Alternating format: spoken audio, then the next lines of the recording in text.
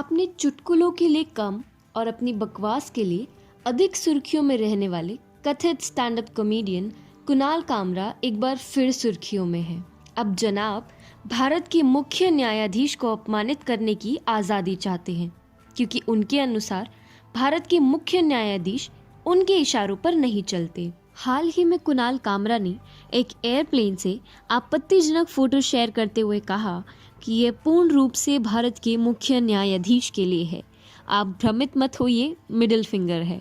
इसके विरुद्ध प्रयागराज स्थित एडवोकेट अनुज सिंह ने भारत के अटॉर्नी जनरल के वेणुगोपाल से कुणाल कामरा के विरुद्ध अदालत की अवमानना का मुकदमा दायर करने की स्वीकृति मांगी थी, जिसे उन्होंने तुरंत स्वीकार कर लिया। वेणुगोपाल ने स्पष्ट कहा कि यह बहुत बेहुदा मजाक है और ऐसे लोगों को समझना चाहिए कि आप अनावश्यक ही शीर्ष न्यायालय का अपमान नहीं कर सकते और ऐसा करने पर उसकी सजा भी होगी। के वेणुगोपाल ने बिल्कुल सही बात बोली है, क्योंकि अब समय आ चुका है कि जिस प्रकार से सुप्रीम कोर्ट ने अर्नब गोस्वामी को जमानत देते वक्त न्याय का एक अनोखा उदाहरण दिया था, उसी प्रकार से कुणाल कामरा के विरुद्ध कठोरतम कार्रवाई कर यह उदाहरण भी पेश होगा कि कोई भी अभिव्यक्ति की स्वतंत्रता के नाम पर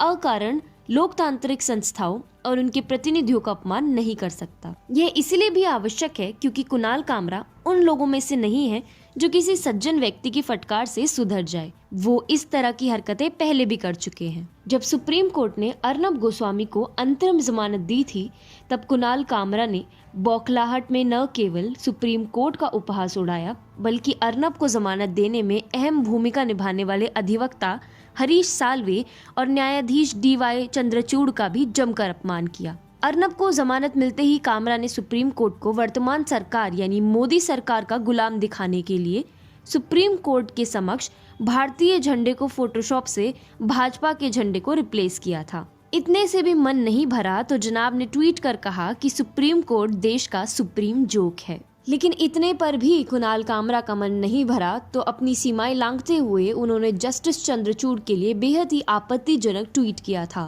DY चंद्रचूड़ वो फ्लाइट अटेंडेंट की भांति है जो केवल फर्स्ट क्लास पैसेंजर को सर्व करता है, जबकि आम आदमी को पता भी नहीं होता कि उन्हें फ्लाइट में चढ़ने दिया जाएगा या नहीं, खातिरदारी तो दूर की बात। हालांकि कुणाल कामरा का यह पैंतरा उन पर भारी पड़ा, क्योंकि बॉम्बे हाई कोर्ट में अधिवक्ता चांदनी शाह ने बार काउंसिल ऑफ इंडिया को पत्र लिखते हुए कहा कि काउंसिल इस बात पर संज्ञान ले और तुरंत कुणाल कामरा के विरुद्ध न्यायालय की अवमानना का मुकदमा दायर करे। अब कुणाल कामरा के खिलाफ सख्त कार्रवाई दूसरों के लिए एक बड़ा उदाहरण साबित होगा। वास्तव में इन वामपंथियों के लिए अभिव्यक्ति की स्वतंत्रता तभी तक उचित है जब तक उसका एकाधिकार उनके पास हो, और जहां किसी और ने अभिव्यक्ति की स्वतंत्रता का पक्ष ले लिया, ये उसके पीछे हाथ धोकर पड़ जाते हैं। इससे पहले भी कुणाल कामरा को इंडिगो पर अर्नब गोस्वामी के साथ अपने उपद्रवी स्वभाव के कारण इंडिगो से लेकर कई निजी एयरलाइंस द्वारा हवाई यात्रा पर 6 महीने के लिए प्रतिबंध का सामना भी करना पड़ा था।